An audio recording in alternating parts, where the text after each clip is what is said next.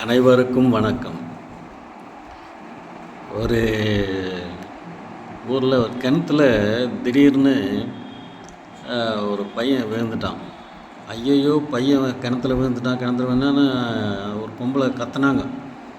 அநேகமாக அந்த பையனோட அம்மாவை இருக்கலாம்.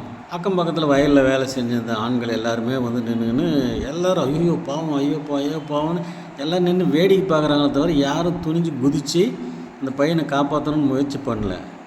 ஆனால் ஒருத்தர் மட்டும் குதித்தார். அவர் குதித்து ஒரு வழியாக தத்தக்காப்புத்துக்கான்னு நீச்சல் அடித்து அந்த பையனை தூக்கின்னு படியாண்டை கொண்டு வந்து படியிலேருந்து ஏற்றி மேலே கொண்டு வந்து ஜனங்கள் எல்லோரும் அப்பாடா பரவாயில்லையே, இவன் மட்டும் தைரியமாக போய் குதித்து காப்பாற்றிட்டான் பாருன்னு அவனை எல்லோரும் பாராட்டினா. அந்த ஊர் தலைவரை கூப்பிட்டு, ஏம்பா உண்மையிலே உன்னை பாராட்டுறேன்பா, எல்லோரும் வேடிக்கை பார்க்கும்போது நீ மட்டும் குதிச்சப்பாரு, உண்மையிலே நீ வீரந்தான்பா அப்படின்னும்போது எல்லாம் சரி, என்னை தள்ளி விட்டவன் யார் அப்படின்னு கேட்டானா. எப்படி நாமெல்லாம் முதல்ல அவன்தான் குதிச்சான்னு நினச்சி அவனை வீரன்னு நம்மெல்லாம் பாராட்டலான்னு பார்த்தா கடைசியில் அவன் என்ன கேட்குறான், அம்மா என்னை யார் தள்ளி விட்டதுன்னு கேட்குறான். இது எப்படி இருக்குது?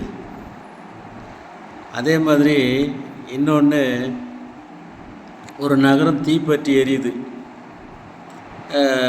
நகரமே தீப்பற்றி எரியும் போது நீரோ மன்னன் பிட்டில் வாசித்து கொண்டு இருந்தான் அப்படின்லாம் ஒரு கதை கேட்டிருப்போம் நம்ம. அதே மாதிரி ஒரு நகரம் தீப்பற்றி எரியுதுன்னா எல்லோரும் ஒரு விதமாக யோசிச்சு ஐயோ ஓடுங்க, காப்பாற்றுங்க, ஃபயர் இன்ஜினை கூப்பிடுங்க, அப்படி இப்படின்னு எல்லோரும் பரபரப்பாக ஓடினும் போது ஒருத்தர் கூப்பிட்டு கேட்குறாங்க, எல்லோரும் பரபரப்பாக இருக்கிறாங்க, ஏன் நீ மட்டும் அமைதியாக எதையோ யோசனை பண்ணி உட்காந்துன்னுக்கிறியன்னு அவர்கிட்ட கேட்குறாங்க.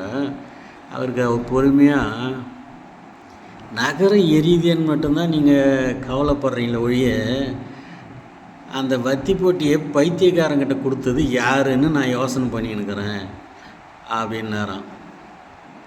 இப்போ புரியுதுங்களா உங்களுக்கு விஷயம்? வத்தி போட்டி பைத்தியக்காரங்கிட்ட கொடுத்தது யார் அப்படின்னு இவர் யோசனை பண்ணின்னுக்கிறாராம். ஒவ்வொருத்தரும் ஒவ்வொரு விதமாக சிந்திக்கிறாங்கல்ல. பைத்தியக்காரங்கிட்ட வத்தி போட்டி கொடுத்தா அவன் என்ன வேணாலும் தான் பண்ணுவான், நீங்கள் அதெல்லாம் பார்த்து தான் ஆகணும் அப்படின்ற மாதிரி அர்த்தத்தில் அவர் சொல்கிறார். இது சமீபத்தில் நான் படித்தது, உங்களையும் சிந்திக்க தூண்டுன்னு நினைக்கிறேன். நன்றி, வணக்கம்.